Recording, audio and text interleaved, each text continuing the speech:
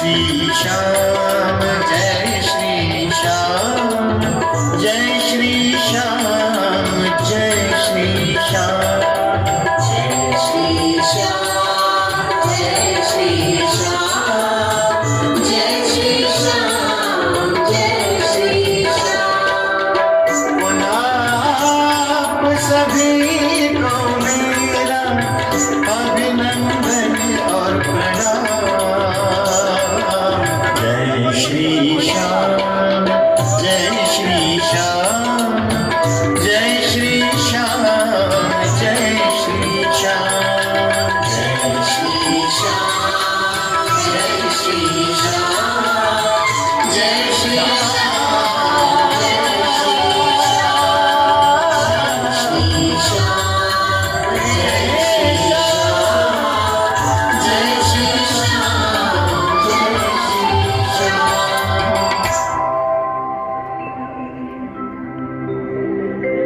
अवधि समय वो खत्म हुआ जिसे कहते अल्प विराम। आगे की कथा दिखाते हैं तो प्रस्तुत है श्रीमान, तो प्रस्तुत है श्रीमान।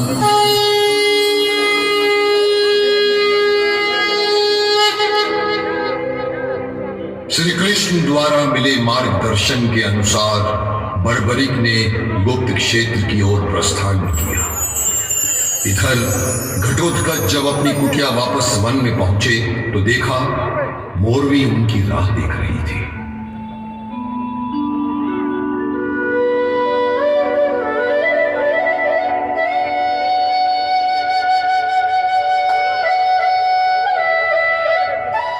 स्वामी आ गए आप। कैसा लगा कृष्ण को मिलकर मेरी लाल से? क्या कहा उन्होंने? और लाले लाले कहाँ है? दिखाई नहीं दे रहा। वो बाद में आएगा। बाद में आएगा मतलब आपके साथ नहीं आया? स्वामी ऐसा क्यों किया आपने? अभी उसकी उम्र ही क्या है? अकेला क्यों छोड़ा उसे आपने? आप उसे अपने साथ लेकर गए थे तो फिर अपने साथ लेकर क्यों नहीं आए? चिंता करने की कोई बात नहीं है। तुमने किसी साधारण बालक को जन्म नहीं दिया है मौली। वो असाधारण व्यक्तित्व का धनी है। मुझे गर्व है अपने पुत्र पर और स्वयं पर भी कि मैं उसका पिता हूं।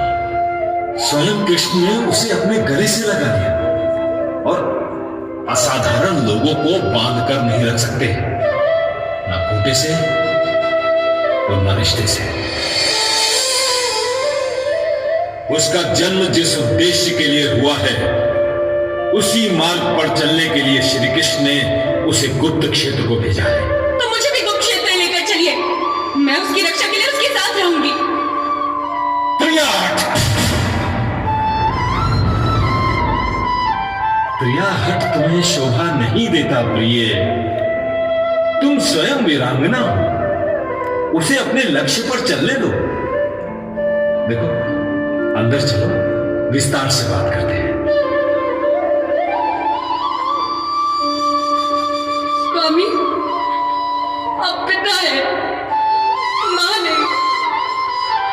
मां की पीड़ा को समझना आपके वश में नहीं। अपनी ममता पर नियंत्रण रखो। श्री कृष्ण ने उसके लिए जो मार्ग चुना है वो गलत नहीं हो सकता। अंदर चलो। माता माता सब कहे, माँ को समझाना को, पुत्र वियोग में मोर भी देखो रही है रो।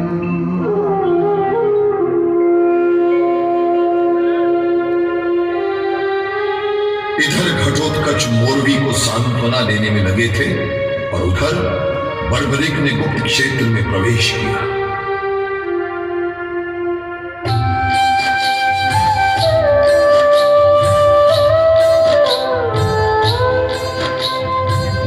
देवी के ध्यान में गए बर्बरिक बैठ, अपने मन को देखिए खूब रहे हैं ऐसे।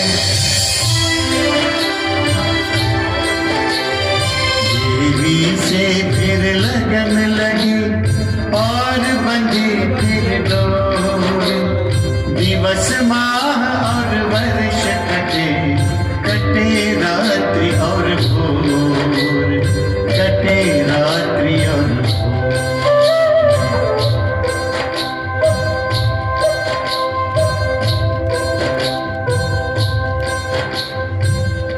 हे मां शैलेश्वरी प्रसन्न भव, हे मां ब्रह्मचारिणी प्रसन्न भव, हे मां चंद्रघटिका प्रसन्न भव, हे मां स्नान माता प्रसन्न भव, हे मां कात्यायनी प्रसन्न भव, हे मां कालरात्रि प्रसन्न भव, हे मां महागौरी प्रसन्न भव, हे मां सिद्धरात्रि प्रसन्न भव। 3 वर्षों की अथक आराधना के उपरांत देवियों ने उन्हें दर्शन दिए।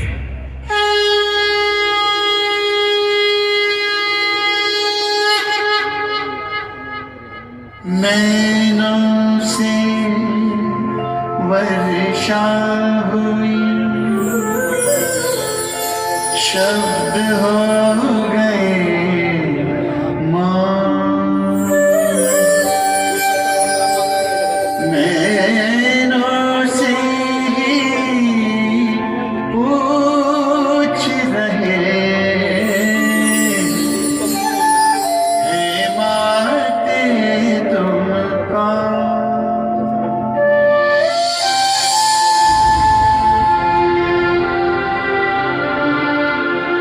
भयभीत मत हो पुत्र, तुमने हम देवियों को प्रसन्न किया है, प्रसन्न किया है, प्रसन्न किया है। इसलिए इस त्रिलोक में जो किसी को भी नहीं मिल पाया और न किसी के पास है, वो दुर्लभ बल हम तुम्हें प्रदान करती हैं, प्रदान करती हैं। शक्तिवान, शक्तिवान, शक्तिवान।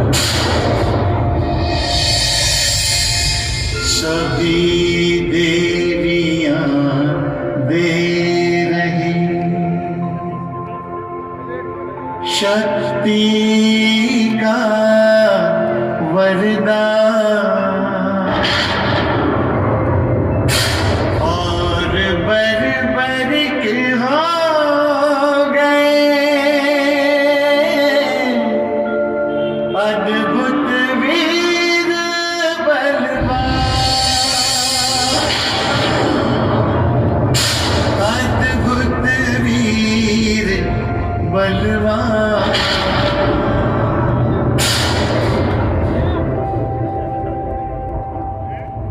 पुत्र, अभी कुछ और समय तक तुम यहाँ निवास करो। अभी तुम्हें एक और दुर्लभ वस्तु की प्राप्ति होगी।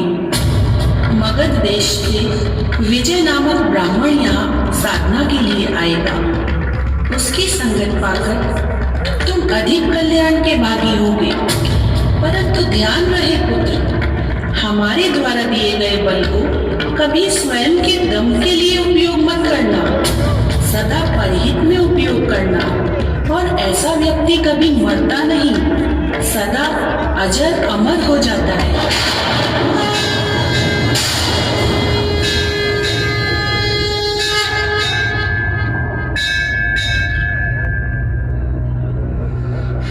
मां, मां, मां, मैं धन्य हुआ माते।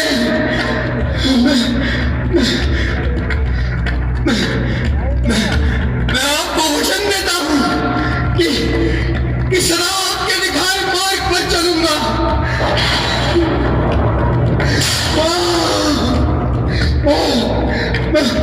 मैं अपने बल का प्रयोग सदा दूसरों की सहायता के लिए करूंगा मां, और स्वयं के लिए कदापि नहीं।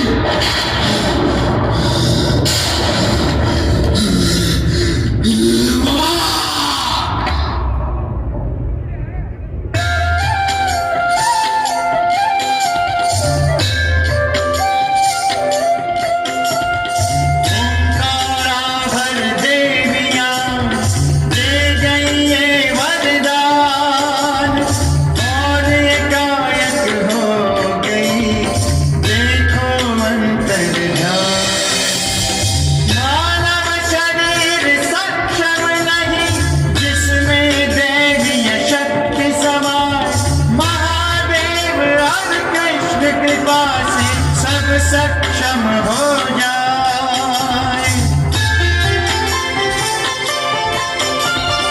खुशी के मारे बरबरिक मात मात चिल्लाए, बेसुध होकर गिर पड़ा, कुछ भी समझ ना पाए, कुछ भी समझ ना पाए, कुछ भी समझ ना पाए।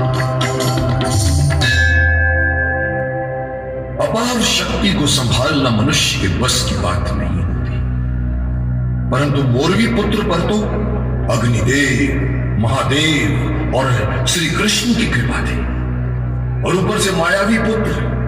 फिर भी इतनी शक्ति को संभालना आसान नहीं था। खुशी के मारे बरबरिक माता माता चिल्लाकर गिर पड़ा और मूर्छित हो गया, परंतु मां के कहे शब्द उसके दिमाग में गूंजते रहे कि मगध देश से आ रहे विजय नामक ब्राह्मण को सिद्धि हासिल करने में तुम्हें सहायता करनी है। समय गुजरा और फिर एक दिन ब्राह्मण विजय ने गुप्त क्षेत्र में प्रवेश किया।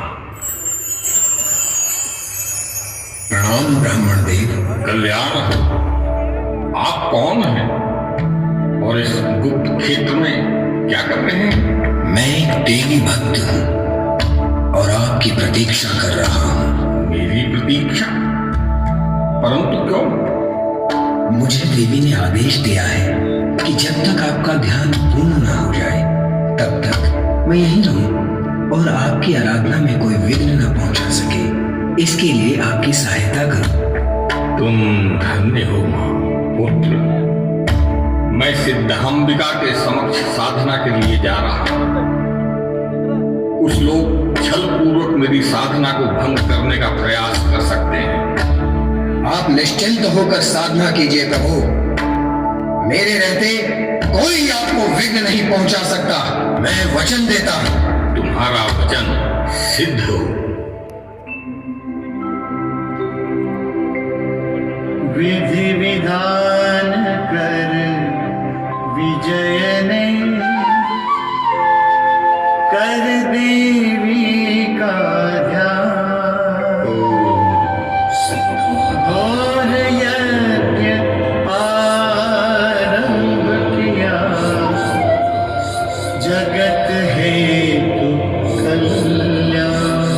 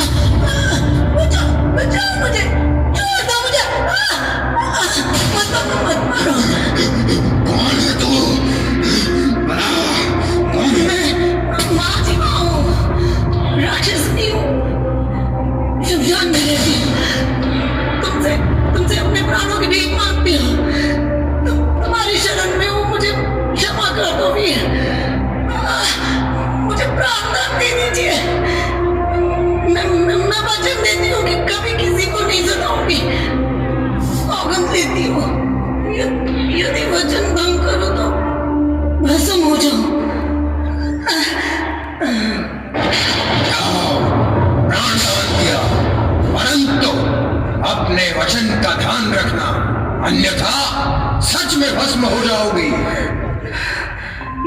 मैं तुम्हारा उपकार कभी नहीं भूलूंगी और मैं भी तपस्या में लग जाऊंगी। पर जाते जाते तुम्हें एक सलाह देती जाती हूँ पुत्र, सतर्क रहना। सलाह के लिए धन्यवाद। अब आप प्रस्थान कीजिए, इसी में आपकी जाइए।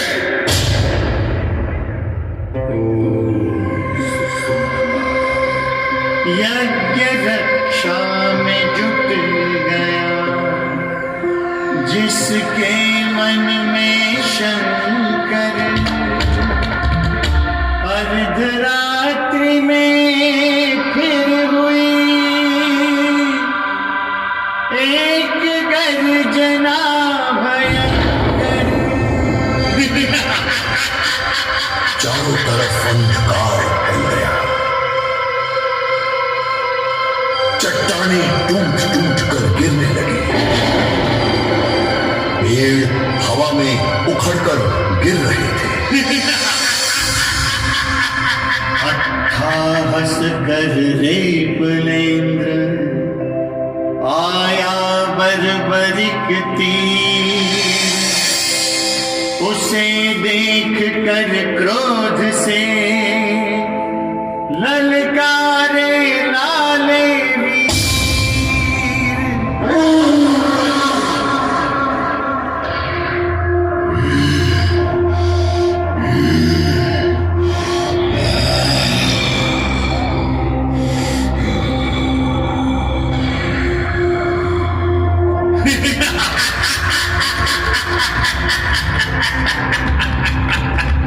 इस यज्ञ को मैं संपन्न नहीं होने दूंगा मूर्ख। भाग जा यहां से, वरना जान से जाएगा। मेरे होते हुए तू यज्ञ को रोक नहीं सकता रे दोष। यदि जीवित रहना चाहता है तो वापस चला जा। रेपलेंद्र को धमकी दे रहा है मूर्ख। बात संभाल।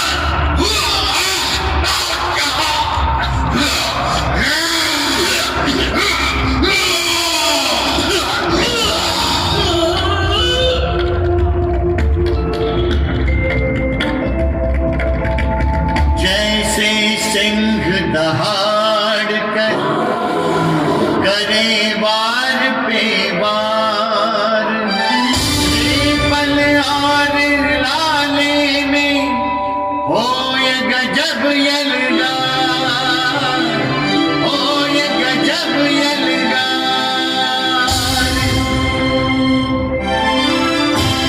बाह पकड़ कर लाले ने दिया रे पल को तेग, दूर जाके है गिरा एक पेड़ से टेक। और फिर एक मुष्ट प्रहार से रेपलेंद्र के प्राण पखेरु उड़ गए। उसे उठाकर बर्बरिक ने महिसागर संगम के अग्निकोण में फेंक दिया। विजय विप्र के यज्ञ में कोई विघ्न ना हो, अधिक चौकन्ने होकर पहरा देने लगे।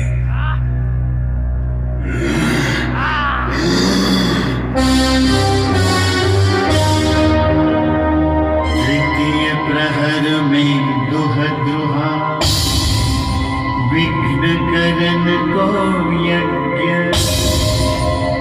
समझ सकीना कि मार्ग में खड़ा बर्बरिक मर्मज्ञ।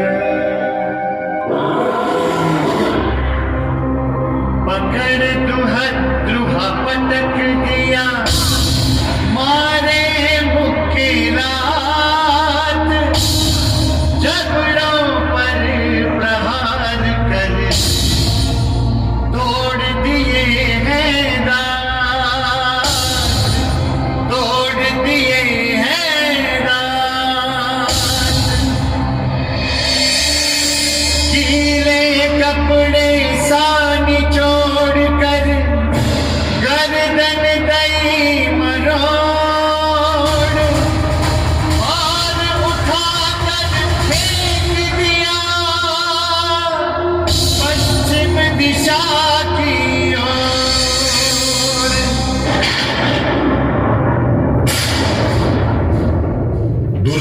को मारकर बर्बरिक फिर से यज्ञ रक्षा में संलग्न हो गए।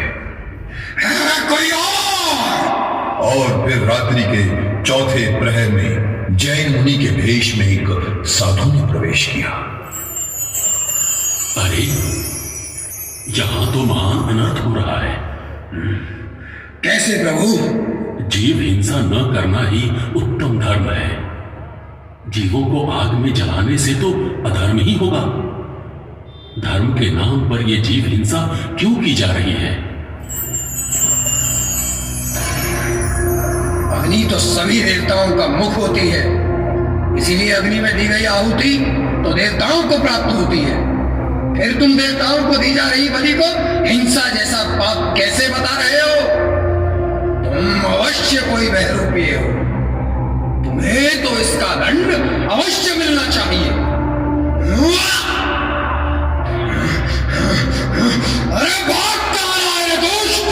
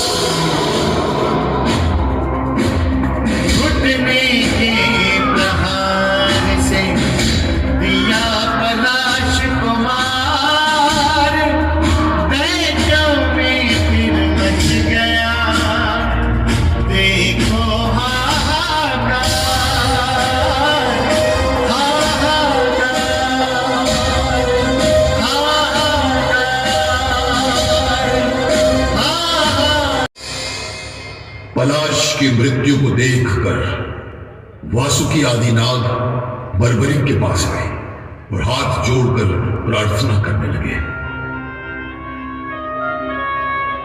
हे वीर, इस पलाशी ने अपने साथियों के साथ मिलकर बहुत प्रताड़ना दी है।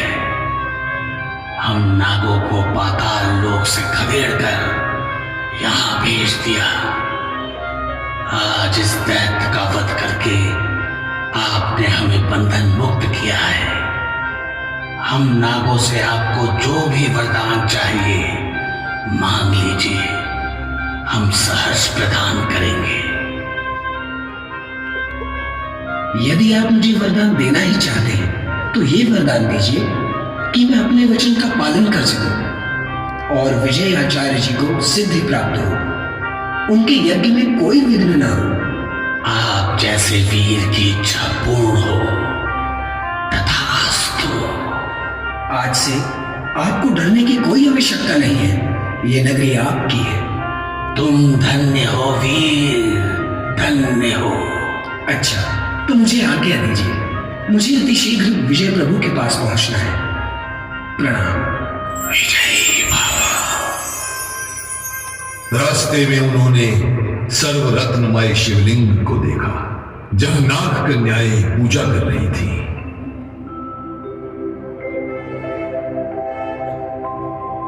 सा गा पा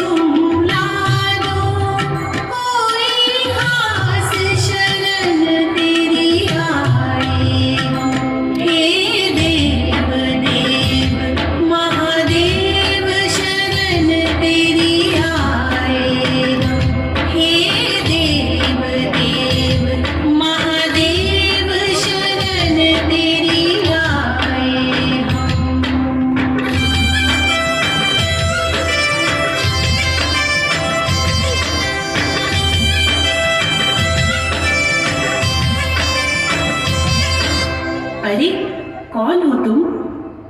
ये शिवलिंग किसने स्थापित किया है? और इस लिंग से होकर चारों दिशाओं में जाने वाले चारों मार्गों का प्रयोजन क्या है?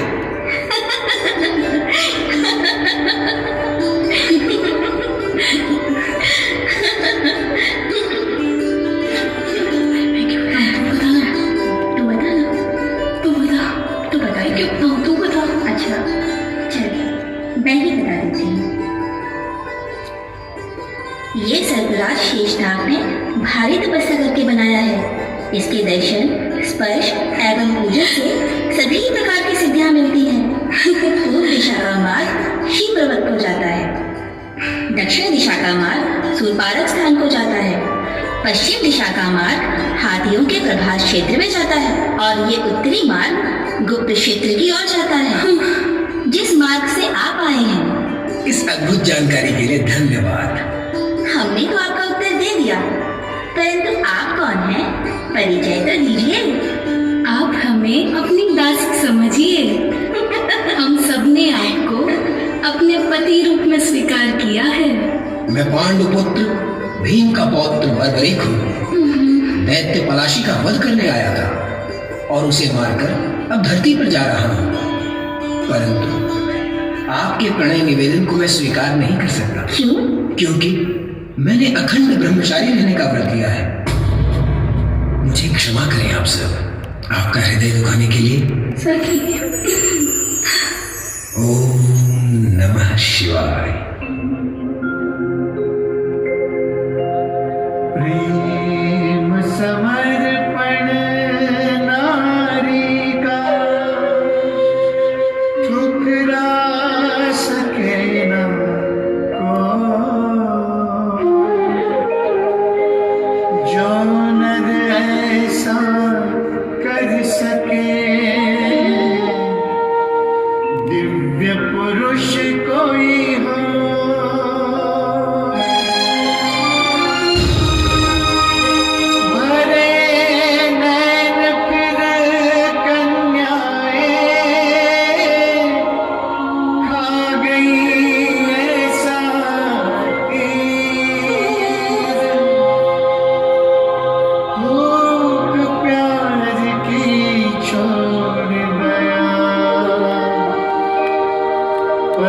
परदेसी बलवीर।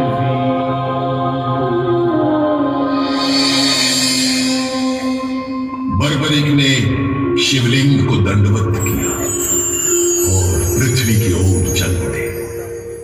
जाते हुए बर्बरिक को नागकन्याएं करुण एवं ललचाई दृष्टि से देखती रही और रोती हुई एक दूसरे से लिपटकर शिव जी के चरणों में गिर गई।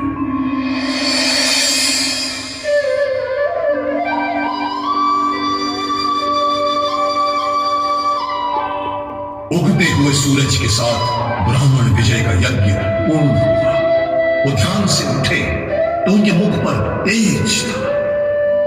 उन्होंने बर्बरिक से कहा, ओम सिद्ध माताय नमः। हे वीर शिरोमणि, आज मुझे आपकी सहायता से ये अतुलनीय सिद्धि प्राप्त हुई है। मेरी कामना है कि तुम अनंत काल तक जीवित रहो, प्रसन्नता पूर्वक रहो, अनंत काल तक इस पृथ्वी पर निवास करते रहो और सदा विजय प्राप्त करो। और ये सिंदूरी भस्म ग्रहण कर इस भस्म को अपने बाण में भर लो। ये भस्म कभी समाप्त नहीं होगी। इस बाण को छोड़ने पर ये शत्रुओं के मर्म स्थलों पर गिरेगी और उन्हीं स्थानों पर प्रहार करके तुम शत्रुओं के शरीर का नाश कर दोगे और तुम आसानी से अपने शत्रुओं को पराजित कर दोगे। प्रभु, बदले की चाहत में साथ देने वाला साथी सच्चा साथी नहीं होता। मुझे तो सिर्फ आपकी दया दृष्टि चाहिए। तुम धन्य हो सुहृदय। तुम्हारे निस्वार्थ सेवा भाव से युगों युगों तक समाज प्रेरणा पाता रहेगा। परंतु इस भस्म का भविष्य में कोई दुरुपयोग न करे, इसलिए तुम इसे ग्रहण करो। ये वही दुर्लभ वस्तु है जिसके लिए देवी ने तुम्हें मेरी सहायता हेतु कहा था। आपकी आज्ञा शिरोधार्य। भस्म सिंदूरी ग्रहण की पूर्ण दिया सम्मान। बर्बरिक की शक्तियां और हुई धनवान।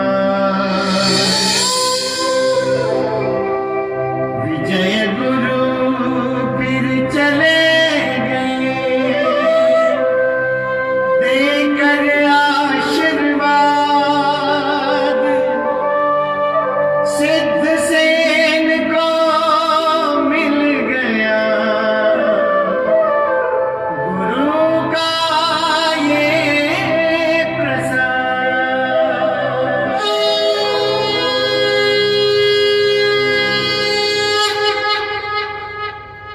विजय गुरु सिद्धि प्राप्त कर मगध देश को चले गए और बर्बरिक कल्पतरु के वृक्ष के नीचे बैठकर ओम नमः शिवाय का जाप करने लगे।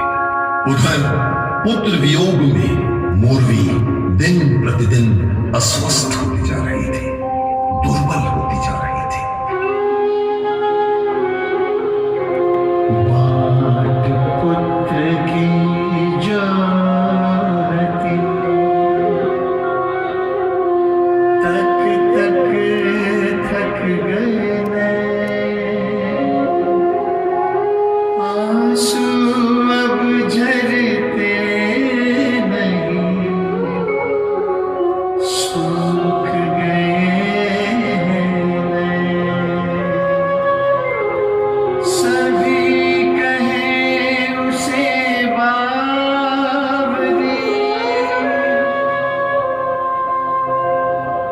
इते उते रही भार, धू धू कर है जल रही हृदय कुंड में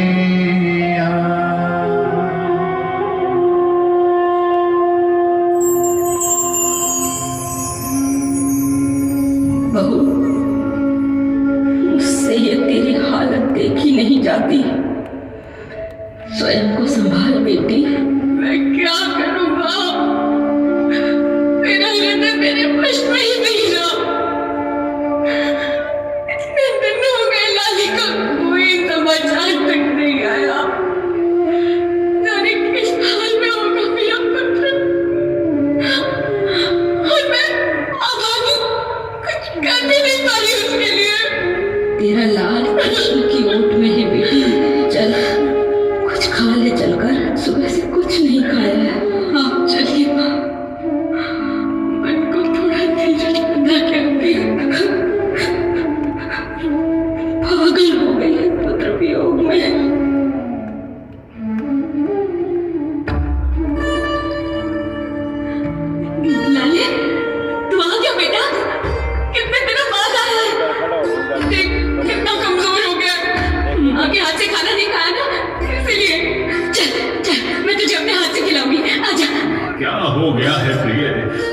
में आओ, मैं हूं। अच्छा, तो लाली कहाँ है? तुम मुझे साथ क्यों नहीं लाए? मौलवी, तुम देखना, एकदम सिद्ध पुरुष बनकर आएगा हमारा पुत्र। चलो अंदर चलो। पुत्र बिन मां की वही अवस्था होती है स्वामी, जो जल बिन मछली की होती है। आप तो पिता हो, वैशाली हो, फिर मैं तो मां हूं ना, कमजोर। ऐसा है मेरी, मुझसे नहीं रहा जाता स्वामी, मुझे मेरे पुत्र के पास ले चलिए। कहां ले चलूं? उसका कुछ पता ठिकाना मालूम हो तो ले भी चलूं। समझती क्यों नहीं हो प्रिय? मैं सब समझती हूँ स्वामी, मुझे ही समझना होगा। ये समझ गई हूँ मैं, समझ देखो गई। मौलवी, चलो रात्रि काफी हो गई है, अंदर चलो।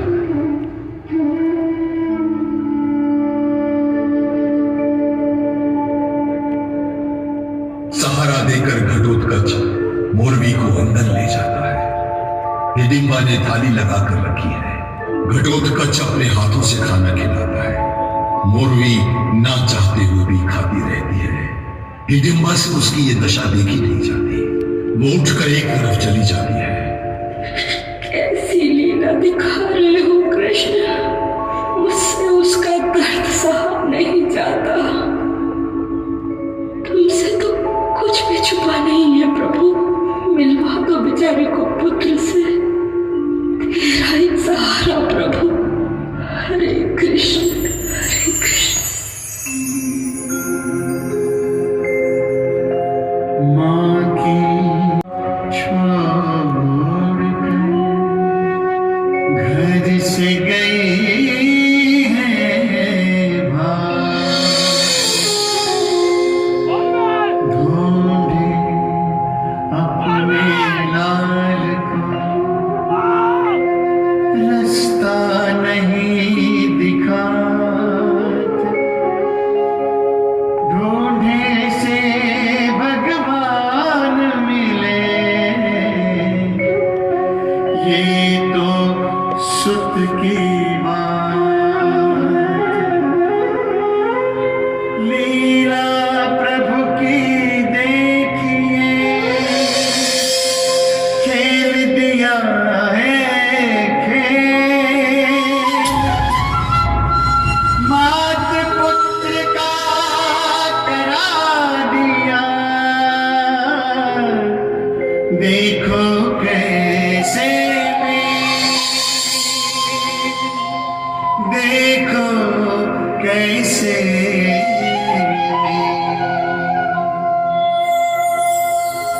गिरती पड़ती मोरवी उस स्थान पर पहुंच गई जहां उसका पुत्र शिव भक्ति में लीन था। महाशिवरात्रि की इस पावन भोर में बर्बरिक ओम नमः शिवाय का जाप कर रहा था। पुत्र के सुर में सुर मिलाकर मोरवी भी ओम नमः शिवाय का जाप करने लगी।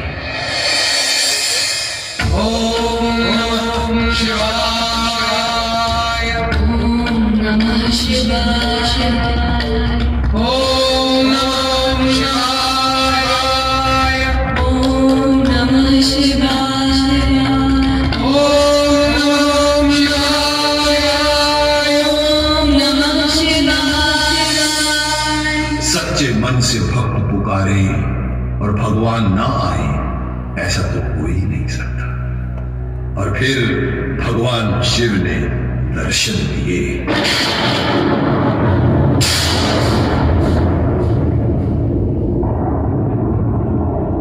उठो मुरली, तुमने बहुत कष्ट सहा है पुत्र के वियोग में। तेरा ये पुत्र तो मेरा हो चुका है, फिर तुझे क्या कष्ट है? बता, क्या चाहिए तुझे? प्रभु, अग्निदेव द्वारा दिए गए धनुष पर संधान करने हेतु अपने इस पुत्र को दिव्य बाण दे दीजिए। तेरा अनुराग सर्वोपरि है पुत्री, परंतु पुत्र, बाण लेने से पहले तुम्हें कि तुम ये बाण कभी हारे हुए पर नहीं चलाओगे, क्योंकि जो हारे हुए की हार को हराता है, ये संसार उसी की जय जयकार करता है। तुम्हें कभी अहंकार नहीं होना चाहिए। और हाँ, श्री कृष्ण से तुम कभी मत टकराना। सोच समझ कर वचन देना पुत्र, क्योंकि जो आदमी वचन से विमुख होता है उसे हर योनि में रोना पड़ता है।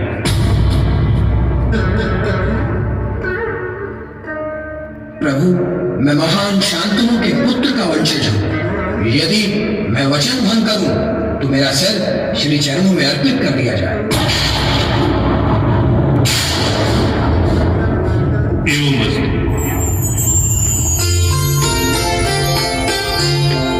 ये बाण नहीं त्रिनेत्र है, जो करे जगत कल्याण। तीन लोक संधान हेतु तीन बहुत है मान। महिमा बाणों की बतलाकर बाण दिए हैं दान। श्याम नाम कल्याण भव कह हो गए अंतर्ध्यान, कह हो गए अंतर्ध्यान।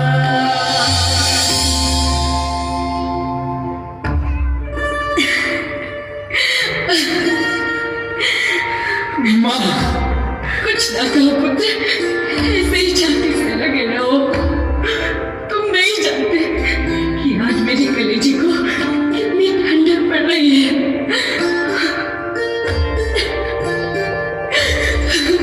माँ, दादी माँ और पिताश्री आपको ढूंढ रहे होंगे। हमें अपने घर की ओर प्रस्थान करना चाहिए। चलो पुत्र, हमें शीघ्र ही चलना चाहिए। माता से माता मिली, मिला पुत्र से पुत्र।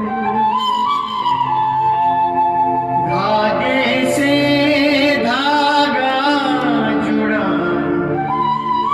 जुड़ा सूत से सूत।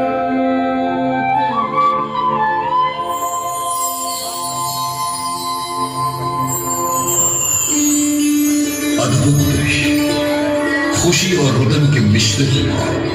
सब एक दूसरे से गले लगकर रो रहे थे। कोयले कूकने लगे, मोर नाचने लगे, पक्षी कलरव करने लगे। और फिर समय बीता।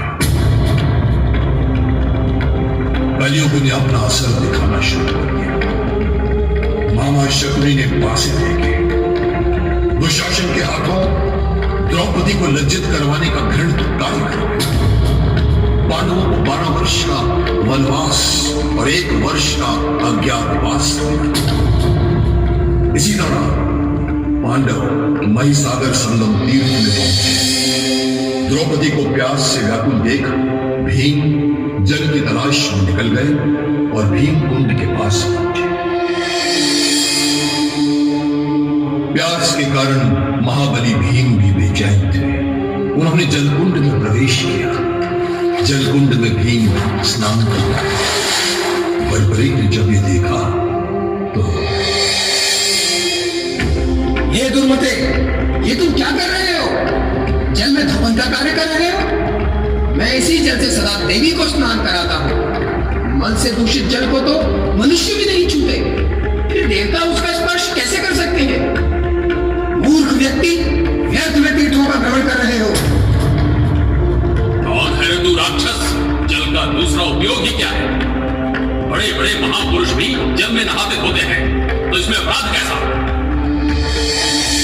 तीर्थ स्थलों पर पैरों को जल के बाहर धोना चाहिए। मल, कफ, मूत्र आदि को जल में गिरने वाला या थूकने वाला ब्रह्म हत्यारा कहलाता है। जल में गंदगी मत फैलाओ, बाहर निकलो दुराचारी। धोखे की तरह गांव कर रहा है। जा, तुझे जो करना है सो कर ले।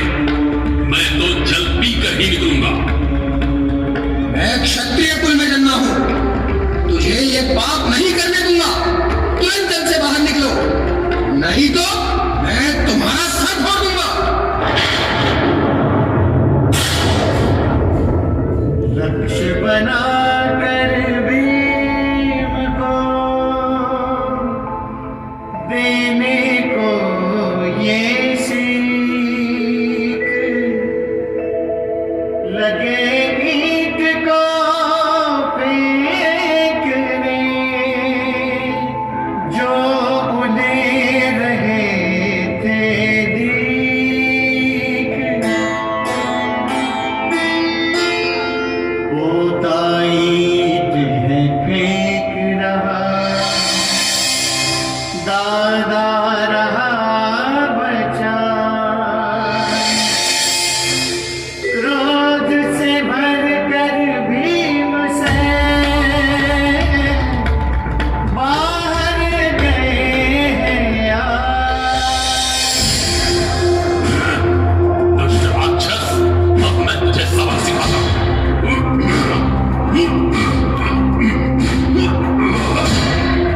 दादा पोता लड़ रहे अनजाने में हो क्रूर छाती से छाती टकरे पत्थर हो जाए चूर ये राक्षस साधारण नहीं, मायावी लगता है। ये कोई साधारण वीर नहीं है, पर मुझे इससे लड़ना अच्छा नहीं लग रहा है। सबक सिखाना ही पड़ेगा। मुझे ऐसा क्यों लग रहा है कि मैं स्वयं से लड़ रहा हूँ? क्षमा मांग लो तो क्षमादान दे सकता हूँ, अन्यथा महिसागर में ले जाकर डुबा दूंगा। क्षमा और मैं, याद कर ले अपने वंशजों को गंभीर।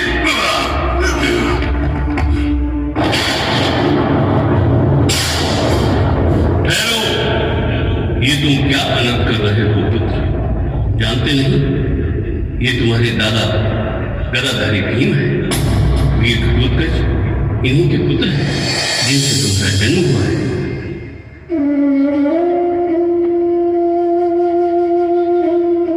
दादाजी, मेरे दादाजी, मैं नहीं चूक, मैं दुष्ट पापी हूँ, मैं घृणा करने योग्य हूँ। मैंने हाथ पर हाथ उठाया, सब पापों का प्रायश्चित हो सकता है, किंतु माता पिता के प्रति दोष का कोई प्रायश्चित भी नहीं होता दादाश्री।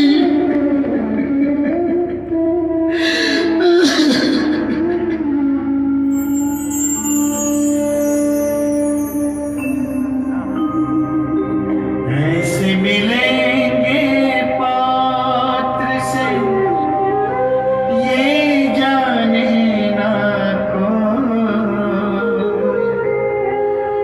हालत देख के पात्र की रहे भीम भी रोए, रहे भीम भी रोए।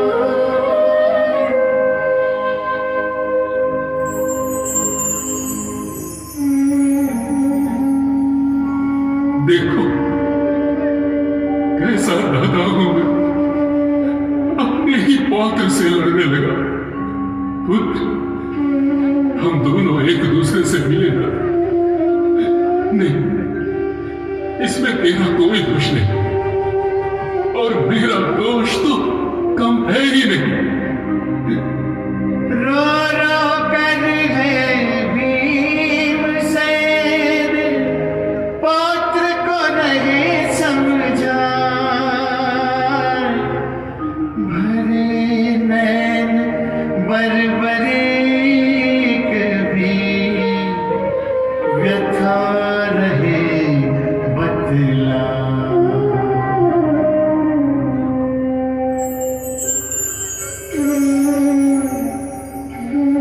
मैं और मेरे पूर्वज धन्य हैं पुत्र, तेरे जैसे धर्मज्ञ और धर्म पालक पुत्र को पाकर।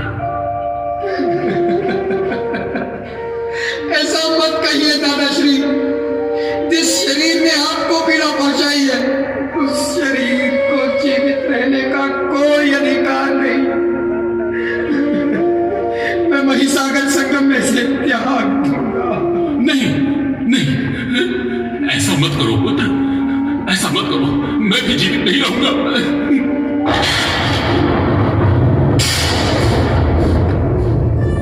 ठहरो पुत्र, ठहरो।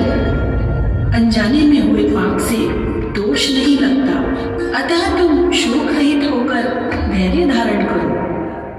यदि तुमने प्राणों का त्याग किया तो तुम्हारे दादा भी जीवित नहीं रहेंगे, तब ये सारा जगत तुम्हें पापी कहेगा।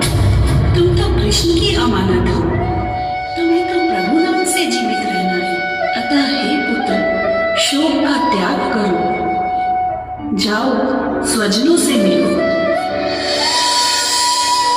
जो आज्ञा मां। चलो पुत्र, तुम्हारे दादा दादी और परदादी से मिलवाता हूं, चलो। अपनों से मिलने पर जो सुख की अनुभूति होती है, आज वही अनुभूति बर्बरिक को हो रही थी।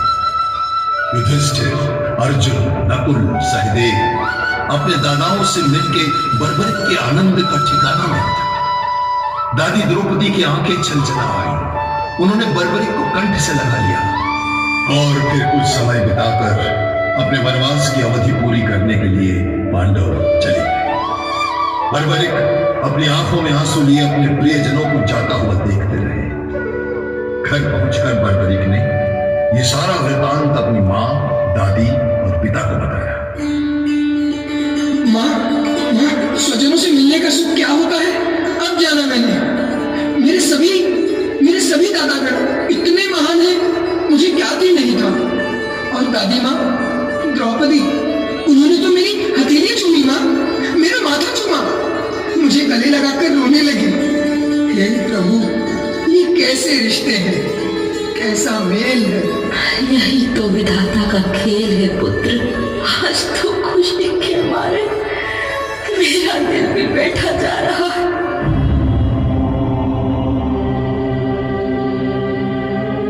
और फिर आगाज हुआ ऐसे अंजाम का जिसने जन्म दिया महाभारत।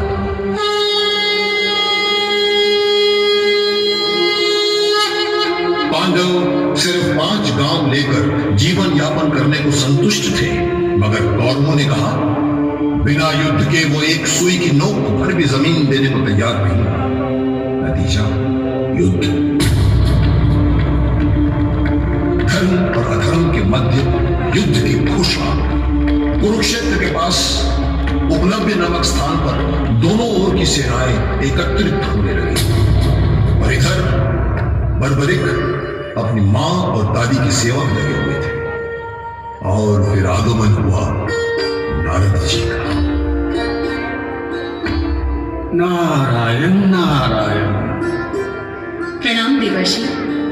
प्रणाम देवर्षि। क्या बात है देवर्षि, आप इतने दुख की अवस्था में? विषय ही ऐसा है पुत्री। विस्तार से बताइए देवर्षि, शायद मैं किसी काम आ जाऊं। धर्म और अधर्म के मध्य युद्ध छिड़ गया है। अपने ही अपनों का वध करने को तैयार हैं। एक तरफ संपूर्ण कौरव पक्ष और दूसरी ओर सिर्फ 5 पांडव। फिर तो हार निश्चित है। ये सभी तो एक ही दिन में मृत्यु को प्राप्त हो जाएंगे। नारायण नारायण, ऐसा नहीं है पुत्र। कृष्ण जैसा चाहेंगे वैसा ही होगा, क्योंकि कृष्ण पांडवों की ओर से है। सूचना देना मेरा धर्म था, सो दे दे। अब मुझे आज्ञा दीजिए। नारायण नारायण।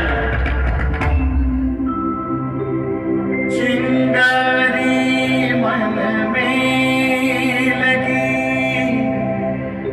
भरा एकाएक जोश, वीर बर्बरिक जाग उठा, नहीं रहा है होश। मां, मुझे आज्ञा दीजिए कि मैं पांडवों का साथ दूं और अकेले ही कौरव सेना को ध्वस्त कर दूं। मेरे जीते जी मेरे दादाओं को कोई छू भी नहीं सकता। नहीं पुत्र, ये धर्म युद्ध है और तुम्हें अपने धर्म का पालन करना है। ये तुम क्या कह रही हो मां? तुम मुझे युद्ध में जाने से रोक रही हो, स्वजनों का साथ देने से मना कर रही हो। नहीं पुत्र, मैं तुम्हें तुम्हें रोक नहीं रही, तुम्हें धर्म और अधर्म का अंतर बता रही हूं। मैं जानती हूं कि तुम्हारे 3 बाण कुछ भी कर सकते हैं, देवी की शक्तियां भी तुम्हारे साथ हैं, परंतु तुम वचनबद्ध हो कि स्वयं के लिए कभी अपनी शक्तियों का प्रयोग नहीं करोगे। तुम सदैव हारे का सहारा बनोगे। अतः मेरी बात ध्यान से सुनो पुत्र, तुम संभाव के साथ युद्ध पर दृष्टि रखना, हारे का सहारा बनना। जो हारे का सहारा बनता है उसे काल भी नहीं मार सकता। मुझे वचन दो पुत्र। तुम धन्य हो मां, मुझे धर्म मार्ग पर चलने के लिए मेरा मार्गदर्शन करने हेतु। गुरु मां, मैं वचन देता हूं कि सदा हारे का सहारा बनूंगा। माता ने माथा चूमा, लिया लाल को बीच, माली उस बगिया का बन जिसे नहीं रहा कोई सींच। धर्म युद्ध पर नजर रखो, कौन हो रहा नीच, उसको नहीं तुम छोड़ना, लेना बाण को खींच।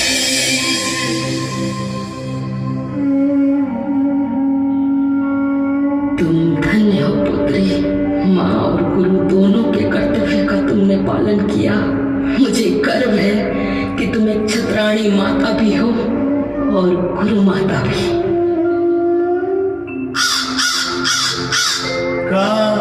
गाँव है कर रहा, तभी वहाँ एक काग, सास बहू है सोच रही, कृष्ण जगाओ भाग। हे कृष्ण, हे कृष्ण।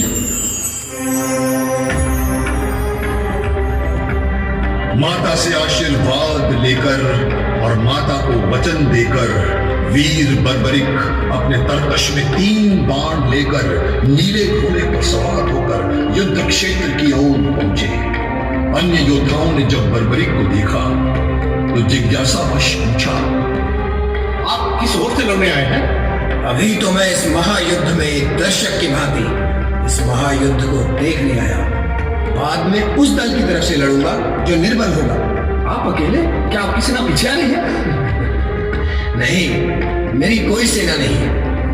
मैं अकेला ही हार को जीत में बदलने के लिए सक्षम हूं। मैं अपने इन 3 बाणों से किसी भी सेना को ध्वस्त कर सकता हूं। आश्चर्य की बात है, आपका परिचय क्या है? बर्बरी।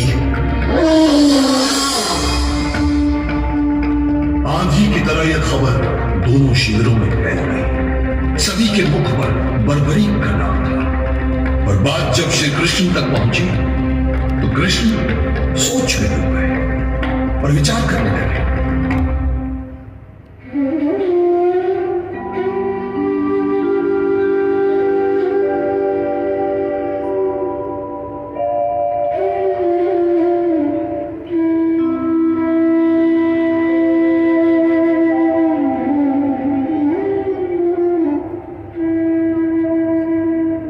यदि वो वीर वास्तव में सदा निर्बल का साथ देगा तो पांडवों के विजयी होते ही कौरव निर्बल हो जाएंगे। फिर वो कौरव दल की ओर से लड़ेगा और पांडवों की विजय को पराजय में बदल देगा। और यदि पांडवों को पहले निर्बल सिद्ध किया तो इसका अर्थ है कि पांडवों के 2-3 भाइयों का वादा। जय की आकांक्षा में पहले पराजय के निकट जाओ, फिर विजयी बनो। ये तो सोचनीय बात है। क्या बात है माधव, किस चिंता में है? मैं उस वीर के बारे में सोच रहा हूँ। हाँ, मैंने भी सुना है उसके बारे। वो अकेला कर ही क्या सकता है? उसके पास न सेना है न शस्त्र। अपनी प्रतिष्ठा बचाने के लिए बाद में लड़ने का बहाना बना रहा है। ऐसा नहीं है अर्जुन, मुझे आभास हो रहा है कि इस वीर के पास अलौकिक शक्ति है। यदि उसने युद्ध में प्रवेश किया तो सर्वनाश हो जाएगा। इस वीर की सत्यता को आंकने के लिए मेरा उससे मिलना आवश्यक है, परंतु इस रूप में नहीं।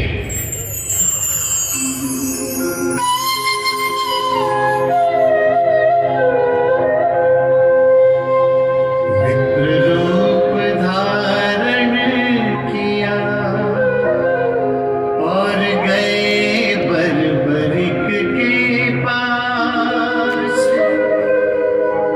शक्ति परख उस वीर की करने लगे प्रयास।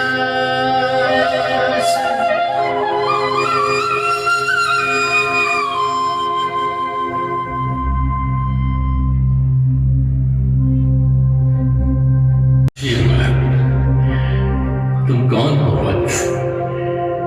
यहाँ युद्ध क्षेत्र में किस प्रयोजन से आए हो? मैं युद्ध देखने आया हूं प्रभु। अच्छा, तो तुम युद्ध में प्रवेश नहीं करोगे? अवश्य करूंगा प्रभु, परंतु जो दल हार रहा होगा मैं उसकी ओर से युद्ध लड़ूंगा और पराजय को विजय में बदल दूंगा।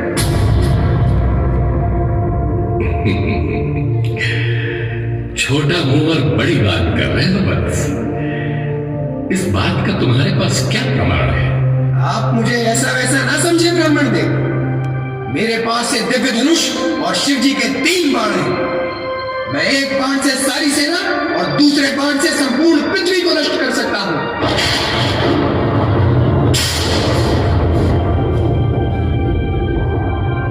मुझे तुम्हारी बातों पर विश्वास नहीं हो रहा है वत्स। और यदि ऐसा है तो इसका उदाहरण प्रस्तुत करो। आप मेरी परीक्षा लेना चाहते हैं? ऐसा ही समझ लो।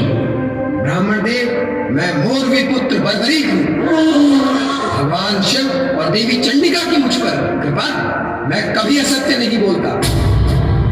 वीर बोलते नहीं, करते हैं वत्स। तो बताइए, मैं क्या करके दिखाऊं कि आपको मेरी शक्ति पर विश्वास हो जाए? क्या तुम अपने बाण से इस पीपल वृक्ष के सभी पत्रों को छेद सकते हो? निसंदेह। यदि तुमने ऐसा कर दिया तो तुम्हें अद्भुत वरदान की प्राप्ति होगी।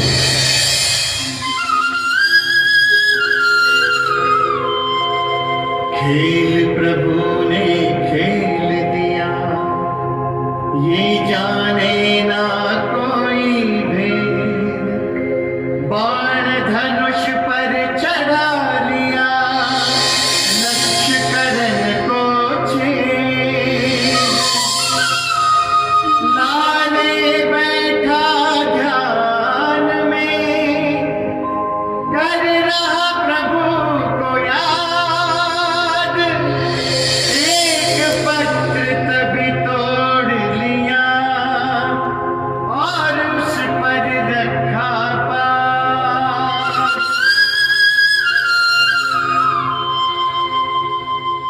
और फिर बर्बरिक ने अपनी मां को याद कर बाण छोड़ दिया। पीपल के सारे पत्तों को छेदने के बाद बाण कृष्ण के पैरों के पास आकर रुका।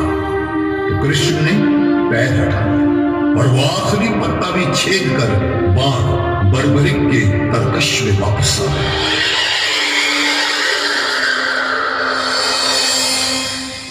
तुम धन्य हो वीर। मैंने तुम्हारे जैसा वीर आज तक नहीं देखा। तुम किसी क्षत्राणी के पुत्र प्रतीत होते हो। इस संसार में तुम जैसा दूसरा कोई नहीं। परंतु यदि मैं तुमसे कुछ मांगूं तो दान में दोगे?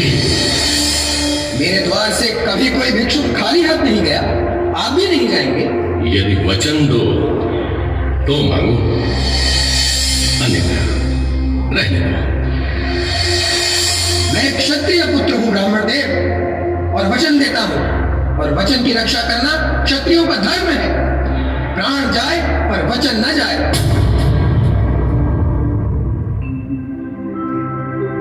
खेल खेल में खेल गए, हो गए अब वो ईश, और भिक्षा में मांग लिया मोर भी पुत्र से शीश। वत्स, ये रणभूमि किसी महावीर का बलिदान मांगती है, इसलिए मुझे दान में चाहिए तुम्हारा शीश।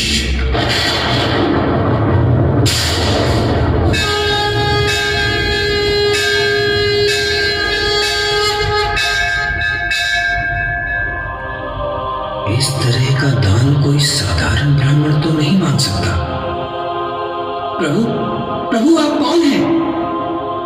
अपना वास्तविक रूप तो दिखाइए। दान हेतु मैं वचनबद्ध हूं, पर मैं किसको दान दे रहा हूं, ये जानने का हक तो है मुझे। कृष्ण मुस्कुराए और चादर उतारकर एक और खड़े हो गए, और फिर श्री कृष्ण ने बर्बरिक को अपने विराट रूप के दर्शन दिए।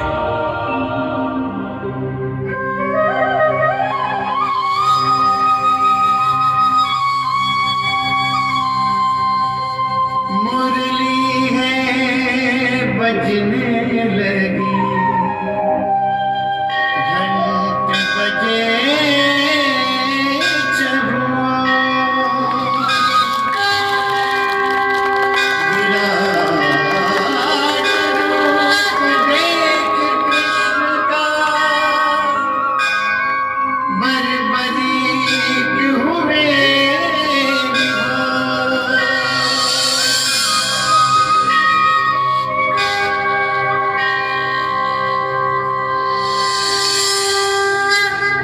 गोविंद माधव,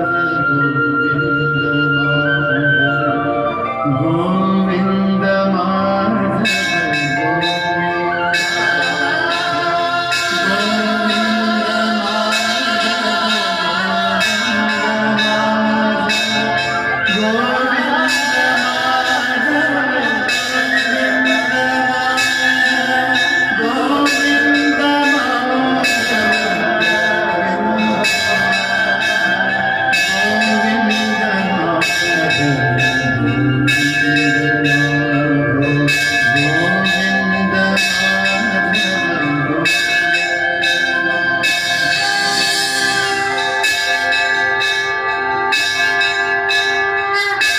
वीर बर्बरीक, पांडवों की विजय के लिए रणभूमि को एक महावीर के बलिदान की आवश्यकता है, और इस रण क्षेत्र में बस 3 ही वीर हैं। एक मैं स्वयं, द्वितीय अर्जुन, और तीसरे तुम। प्रभु, आप तो पालनहारे हैं, और वीर अर्जुन मेरे दादाश्री। आप दोनों मेरे पितामह हैं। मेरे होते हुए आप दोनों की बलि का तो प्रश्न ही नहीं उठता प्रभु। यदि मेरा शीश मेरे वंशजों के उद्धार हेतु काम आता है, तो पुत्र के लिए इससे बड़े सौभाग्य की बात और क्या हो सकती है। अतः मेरा बलिदान कर आप रणचंडी को संतुष्ट कीजिए और विजय की पताका को फहराइए। बलिदान लिया नहीं जाता पुत्र, स्वेच्छा से दिया जाता है। वीर पुरुषों के लिए मरना और जीना एक समान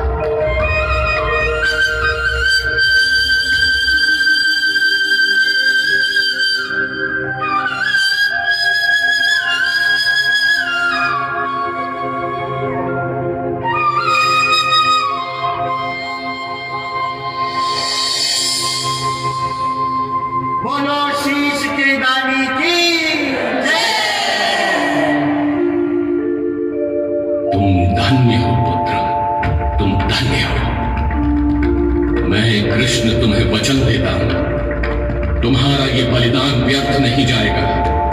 आज से मैं तुम्हें अपना नाम देता हूं, श्याम।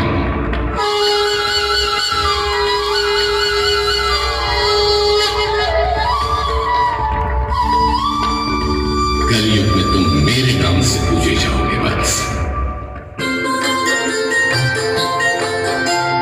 कलयुग में प्रताप तुम्हारा कभी न होगी शाम। मेरे नाम से जाने जाओगे, कहलाओगे शाम, कहलाओगे शाम, ओ कहलाओगे शाम, कहलाओगे शाम। बर्बरिक के शीश दान का समाचार आग की तरह चारों ओर फैल गया। मौलवी और घटोत्कच किंग कर्तव्य विमूढ़ हो गए और रोते रोते वहां आए। मेरा पुत्र,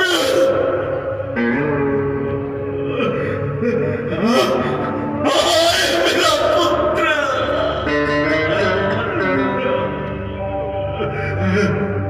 श्याम, तुम तो जगत के पालन वाले हो, सबके जीवन की नाव की खेल रहे हो, फिर मेरे पुत्र के साथ ऐसा क्यों किया? तुम तो उसके मार्गदर्शक थे, उसे अपना पुत्र समझते थे, फिर ऐसा क्यों किया श्याम? मेरे पुत्र की शाम करके तुम्हें क्या मिला श्याम? जवाब दो। सूर्योदय के लिए सूर्य का अस्त होना आवश्यक है पुत्री। पुत्री मत कहो मुझे, तुम मेरे पुत्र के हत्यारे हो।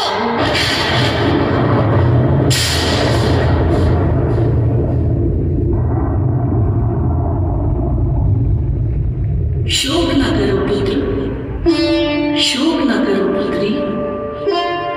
श्री कृष्ण ने जो किया वो ही उसके भाग्य में था। प्रभु ने तुम्हारे पुत्र के प्रारब्ध को आज सौभाग्य में बदल दिया। पूर्व जन्म में ये यक्षराज सूर्यवर्चा था। पृथ्वी पर राक्षसों का अत्याचार बढ़ गया था, तो ब्रह्मा जी ने विष्णु को मानवता की रक्षा हेतु और राक्षसों के संहार हेतु अवतार लेने को कहा। उस समय सूर्यवर्चा के दम्भ भरे वाक्यों को सुनकर ब्रह्मा जी ने उसे श्राप दिया था कि दुष्टों के दमन हेतु जब युद्ध होगा तो विष्णु अवतारी श्री कृष्ण तेरा शीश दान में ले लेंगे। श्राप सुनकर सूर्यवर्चा विष्णु की शरण में गया और प्रार्थना करने लगा, तो विष्णु ने उसे वरदान दिया कि देवगण तुम्हारे मस्तक की पूजा करेंगे और तुम पूजनीय हो जाओगे। सूर्यवर्चा ने ही तुम्हारे पुत्र बर्बरिक के रूप में जन्म लिया था पुत्री। पूर्व जन्म के श्राप से श्री कृष्ण ने तो आज उसे मुक्ति दी है, अतः श्री कृष्ण को दोष देना उचित नहीं है। देवी चंडिका ने जो कहा वो सत्य से भी बड़ा सत्य है। पूर्व जन्म में दिए गए वरदान के कारण ही तुम्हारे पुत्र को गुप्त क्षेत्र में भेजा था, जहां देवियों ने इसे सिद्धियां प्रदान की।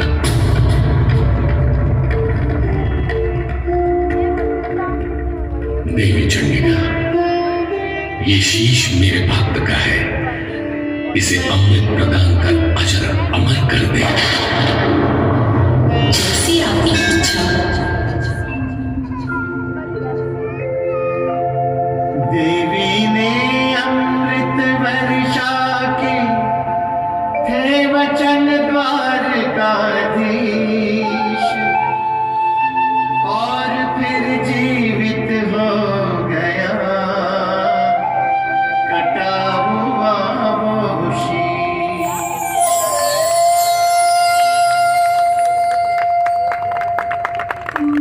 प्रभु, मेरी इच्छा है कि मैं ये युद्ध देखूं। सृष्टि के सभी महारथी इसमें सम्मिलित हुए हैं। देखना चाहता हूं कि कौन कितना बलशाली है। वत्स, जब तक इस पृथ्वी पर नक्षत्र, चंद्रमा और सूर्य रहेंगे, तब तक तुम सब लोग द्वारा मेरे श्याम रूप में पूजनीय होंगे।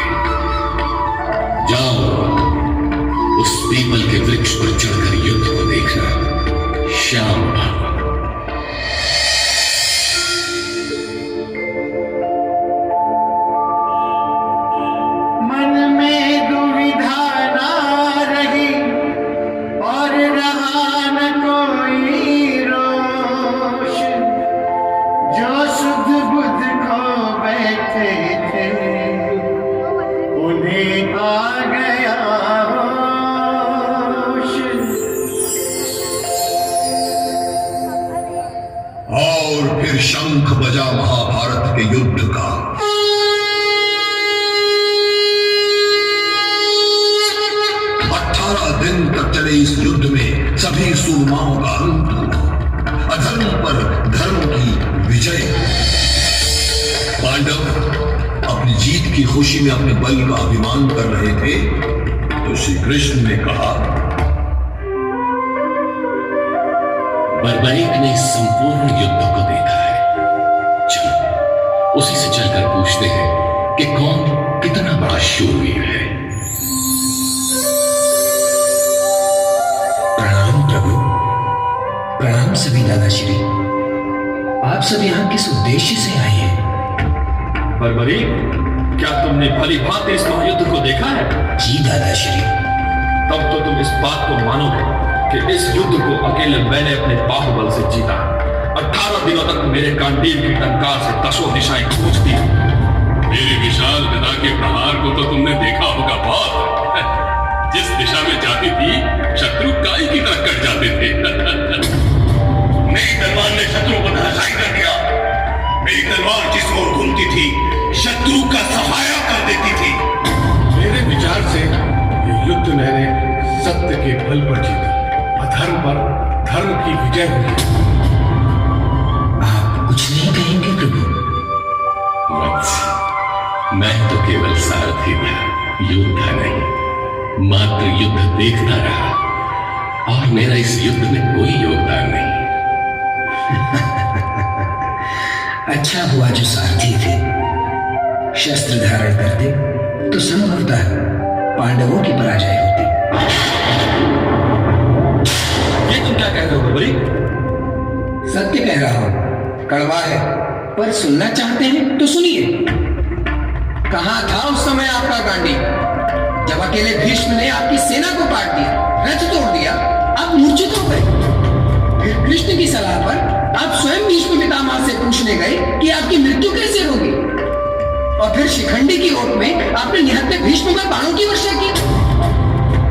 जयद्रथ वध के दिन यदि कृष्ण ने माया न रची होती तो उसी दिन आपका अंत था। और दादा श्री भीम गदा से युद्ध नहीं जीता जा सकता था, क्योंकि संसार के सर्वश्रेष्ठ धनुर्धारी सम्मिलित थे। धनुर्धारी कर्ण के समक्ष आप हाथियों के झुंड में जाकर छिप गए। धनुष की डोरी आपके गले में डालकर उन्होंने आपको बाहर खींच लिया था। नकुल, सहदेव, यहां तक कि युधिष्ठिर को भी उन्होंने प्राणदान दिया। वो वास्तव में सच्चे दानी थे। चक्रव्यूह में आप घुस तक नहीं पाए। महानता सिद्ध करने का आपको अवसर मिला दुर्योधन के साथ गदा युद्ध में, पर वहां भी आपने युद्ध के नियमों का उल्लंघन कर दुर्योधन की जान पर गदा मारी। बलराम उसी समय आपको दंड देने वाले थे, वो तो प्रभु कृष्ण ने आपको बचा लिया। और दादाश्री धर्मराज युधिष्ठिर, आप कितने सत्यवादी हैं। मैंने उस दिन देखा जब आपने कहा अश्वत्थामा मारा गया, किंतु हाथी। कृष्ण की सलाह से यह निश्चित किया गया था कि अंतिम शब्द आपने धीरे कहे या यूं कहे कि मन में कहे, और भगवान कृष्ण ने शंख बजा दिया। मुझे तो चारों ओर इस युद्ध में भगवान श्री कृष्ण ही कृष्ण नजर आते थे, जिन्होंने अपनी बुद्धि और नीति के सहारे इस युद्ध को जीता। आप सभी मेरे लिए श्रद्धेय हो। मैं किसी के स्वाभिमान को ठेस नहीं पहुंचाना चाहता, परंतु ये परम सत्य है कि ये युद्ध स्वयं श्री कृष्ण ने जीतकर भेंट स्वरूप विजय श्री प्रदान की है।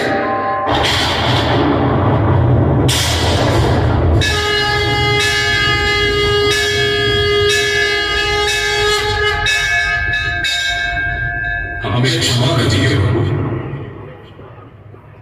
स्वयं का आकलन करना आवश्यक है। वीर बर्बरीक, निस्संदेह तुम सच्चे वीर हो। तुमने युद्ध शास्त्र का सत्य मूल्यांकन किया है।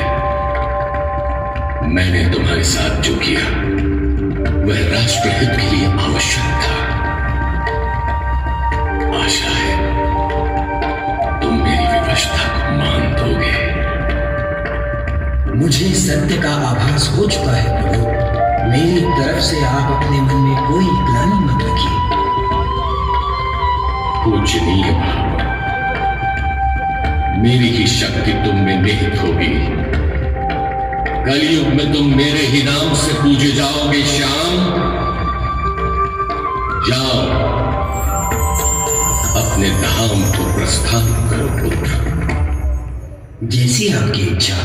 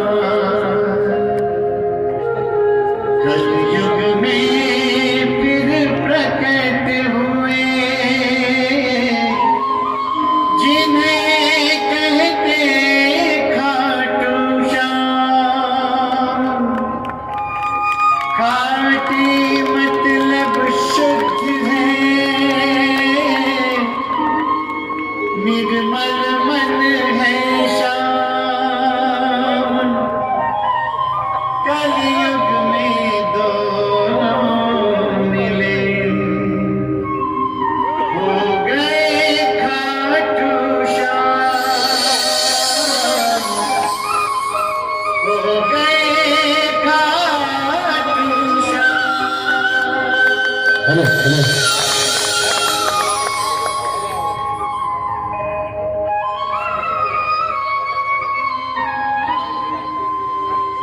आरती होगी और उसके बाद प्रसाद का वितरण होगा। सभी प्रसाद लेके जाएंगे।